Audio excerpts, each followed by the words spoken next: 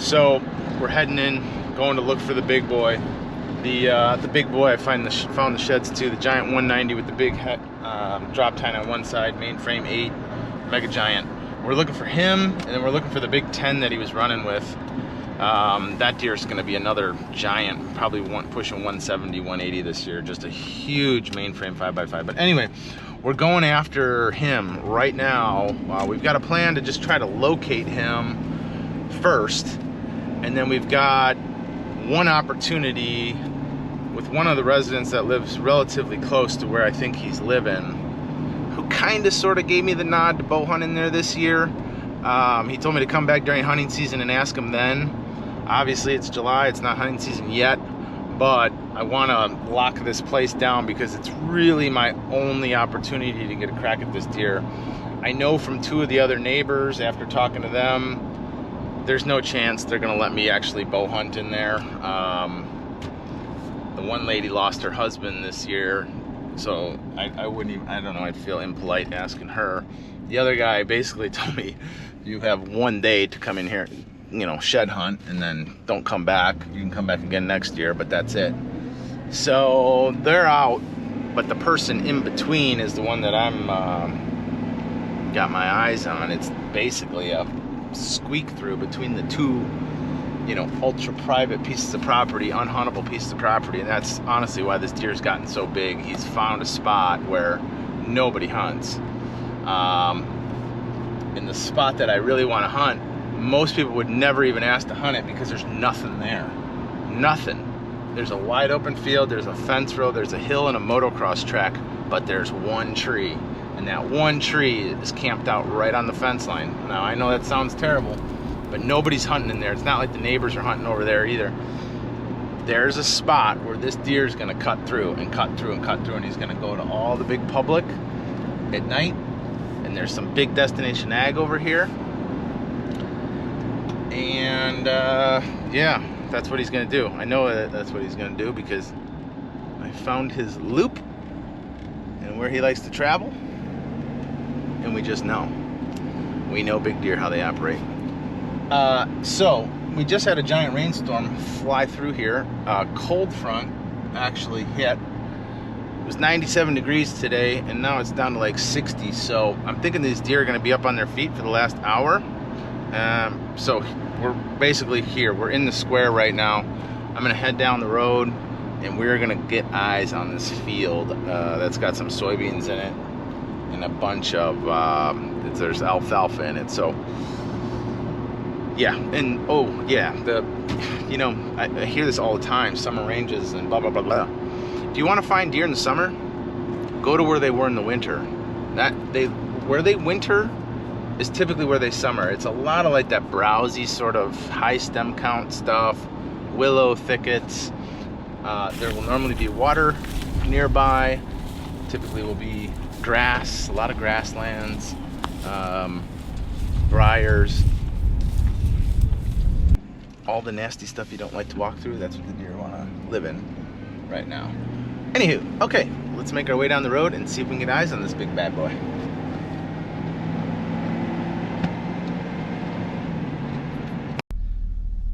Well, it's about as pretty as it's gonna get. Bright, beautiful sunset right after a storm with really dark gray clouds. But just searching another bean field on the far west side. I don't think he's over here. This area here is about 2.5 miles from where I found his last shed, so it's a little out of the way.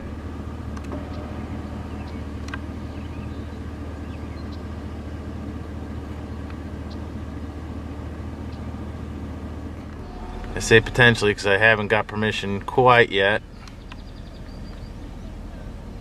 But that deer is standing right in the corner that I can hunt.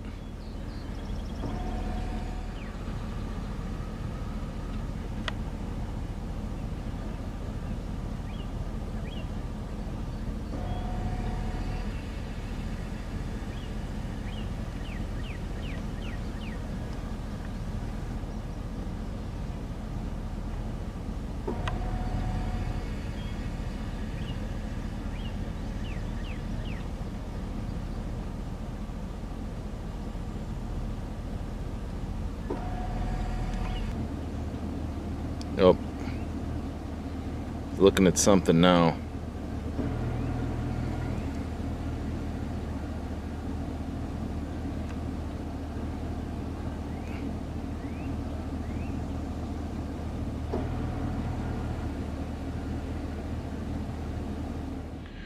Well, what I'll do, this is kind of step 2. You know, we found the sheds, located the buck, located the bachelor group. I'm sure he's with them, or with that deer. What I'm going to end up doing is asking a couple people in and around here for permission. I'm going in for it. And I can't tell you how nervous I am right now. This is probably the most nervous I've been since I got down on one knee and asked my wife to marry me 18 years ago. But yes, I'm going for it. Fingers crossed. I'm hoping this ends well. Like I was saying earlier, he kind of gave me the nod, like he would let me hunt. He told me to stop back before hunting season. Obviously right now is, you know, we're in early part of July. This is pre-hunting season for me. I'm gonna basically ask him if I can hunt the whole season, October through January, and if he says no to that, then I'm gonna just narrow it down to potentially 1 or 2 weeks out of the season, because like I was saying before, this is primarily a rut spot. I'm just pulling in now, and I'm going to be very specific about what I'm doing, when I'm doing it, and what deer I'm hunting. So I actually brought the big shed. I'll show them this and say, hey, this is primarily the deer that I'm looking for. You know, I'll let everything else walk. I've also got some permission sheets. Now I actually found these when Jack and I did hunter safety a couple years ago, and they're great. It just basically waives all liability from the homeowner, little personal information, where you live, what kind of vehicle you drive. I've also always got my insurance card in my pocket, and yeah, we're here, we're rolling in. I'm not going to record the conversation I have with this gentleman, but it's got a long driveway. I'm going to work my way up there, and I'll yeah, hopefully it all goes well. So, fingers crossed.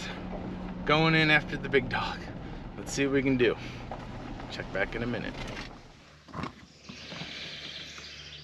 Incredible. I thought I had the golden ticket. Thought I was in. Whew. And he said no. Like, harder no than it was before. So that stinks. Wow, ouch, that hurts. And there was like no possibility. I went and tried everything, time frames, all that, and it was a no across the board. That guy that originally hunted here is coming back. So, whew. Okay, well, plan B.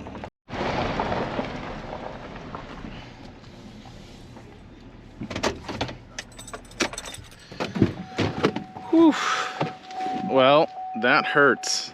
I don't even know what to say right now. I was not expecting that at all. That was like what I had all my hopes and dreams set on. That spot right there. Holy cow, it's probably the best spot I could possibly have to shoot that darn deer. So I have to regroup. I'm not giving up just because I got one hard no on a spot that was amazing. I'm not giving up. So I'm going to regroup, and I'm going to go to the other neighbor across the street, the guy that lets me coyote hunt. I've never asked him really to deer hunt in there before because it is kind of a late season, and I feel like it's somewhat of a nocturnal piece of property. The deer definitely go in there. I found his big shed on that piece of property, but you know, he was living in there post-season almost. It's a little out of the money, but we can't give up. We got to go. So I'm gonna get back in my car. I just had to come to my shop and walk it off a little bit and actually grab something here. But all right, let's go ask permission at another place, and hopefully we can keep this ball rolling.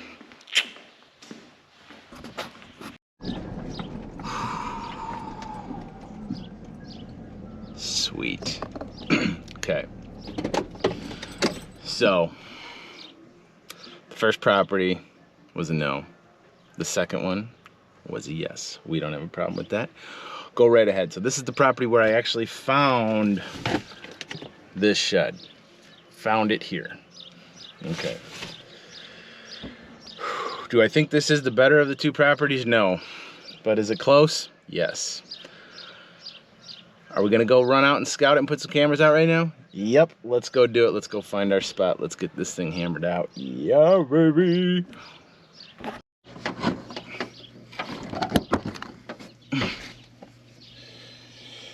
Whew. It's all coming together. It's all coming together. I cannot believe it. He was super, that guy was absolutely super cool. No problem. Nobody else hunting here. He does see quite a few deer here in the afternoon. Said he's been seeing a couple really big bucks in the afternoon, you know, throughout the season. I personally have not seen a lot of activity here in the afternoon, but it is, so it's probably a 200-acre piece. It's probably 100 acres of ag. It's probably 50 acres of swamp. And then it's probably 40 acres, 50 acres of just a pasture, old pasture, Phragmites, a little bit of water. But it backs up to, this one actually backs up to the public hunting ground. But this is the farthest side from the public hunting ground.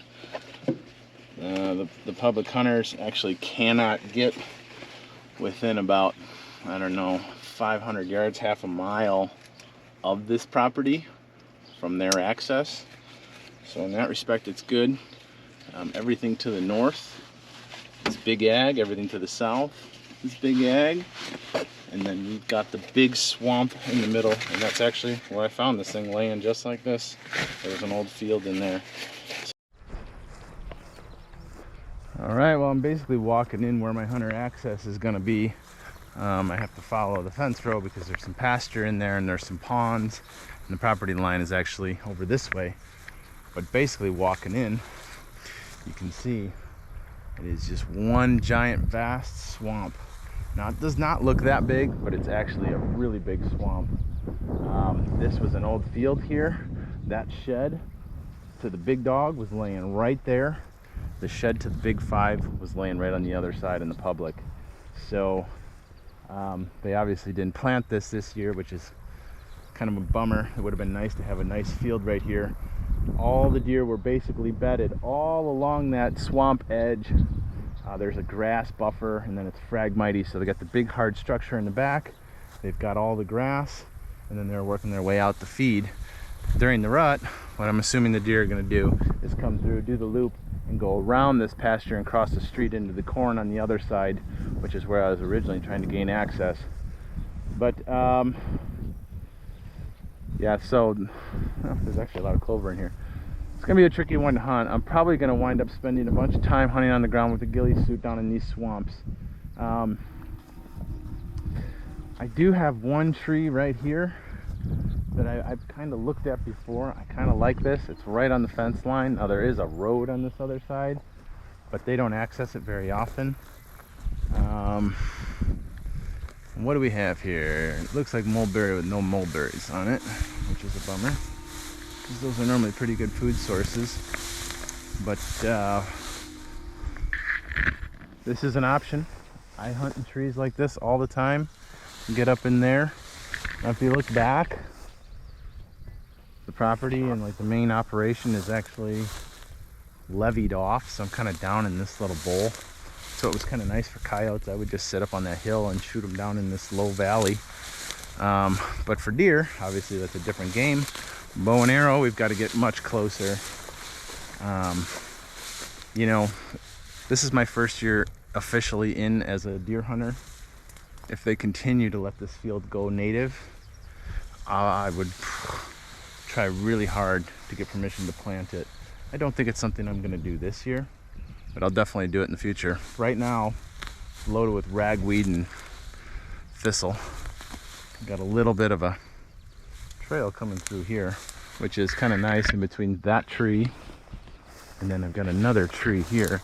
And I can see there is some deer activity going on right now.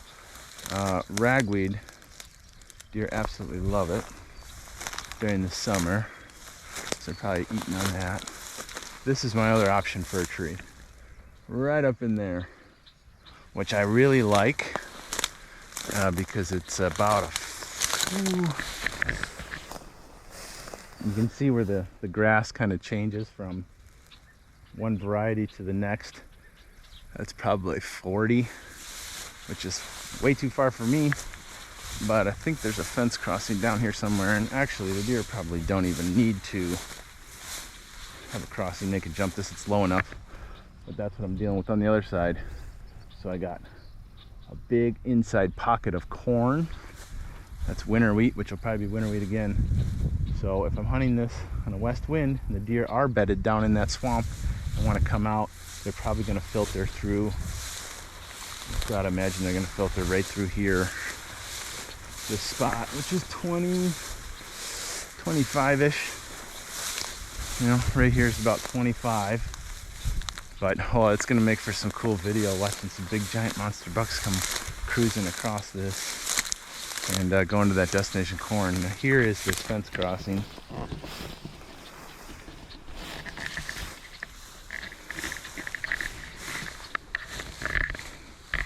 And there's the tree.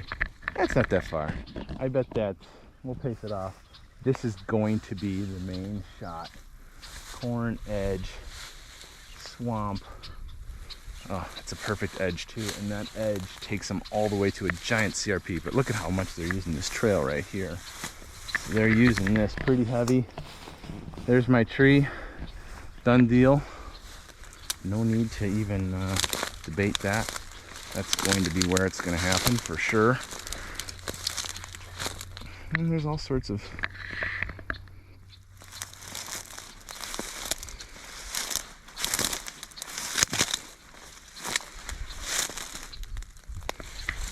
yeah.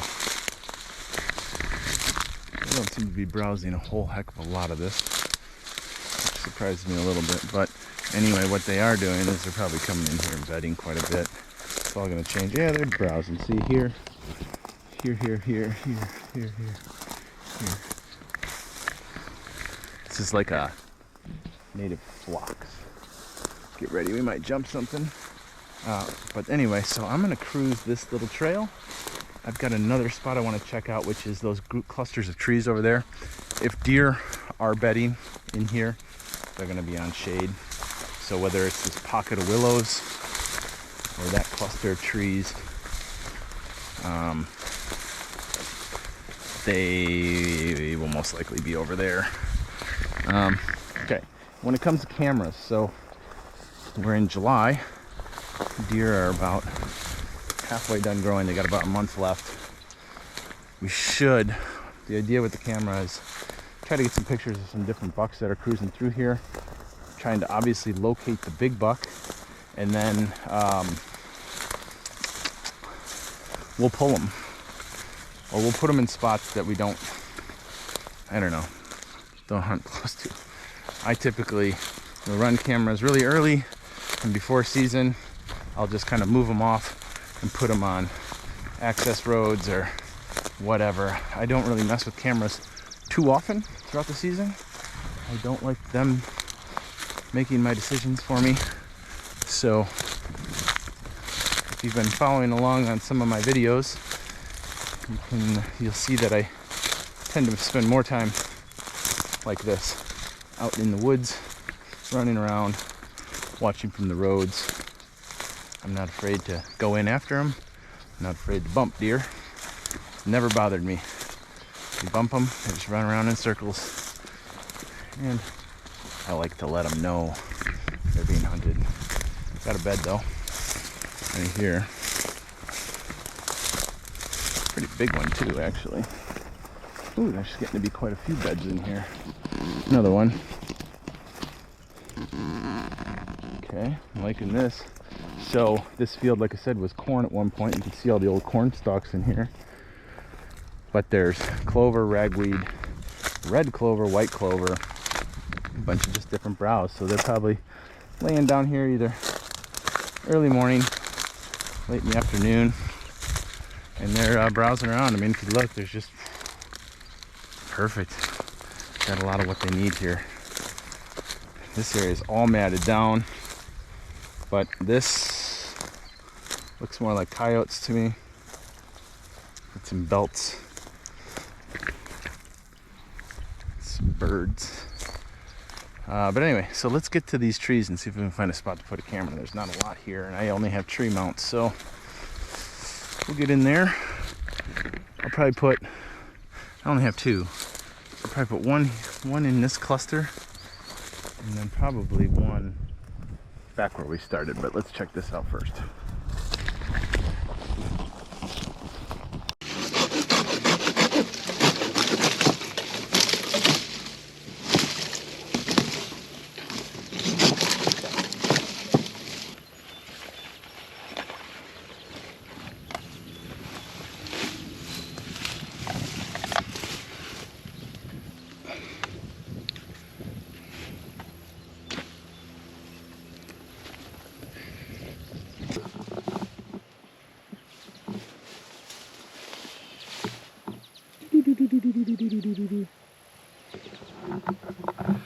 Just be monitoring this little kind of a cut through right between a bunch of ragweed. There's some clover up here, and then it's along the fence. There's a crossing here, a crossing down there. Camera's not in front of what's going to be my tree stand, which is going to be that tree right there, which is a 25-yard shot to that sweet little fence crossing. But if you look around, I just acquired all this today that has 190-inch deer on it because I was out shed hunting this winter, starting relationships with people in and around the area, talking, getting friendly, getting to know them. I had a plan this morning to go out and hunt, or get permission to potentially shed hunt what I thought to be a better spot, and I was turned down. He said no, absolutely not, which is kind of surprising to me because when I was shed hunting in the winter, he really made it sound like he was going to let me hunt. Well, regrouped, plan B, came back to this property where the guy used to let me coyote hunt, asked him for permission to deer hunt. He said no problem at all. You're more than welcome to deer hunt here, shoot them all. And now I have this whole property to hunt free. I didn't spend a dime. I just did the work, found the deer, and we're in what's going to be an amazing spot to deer hunt for this year, years to come.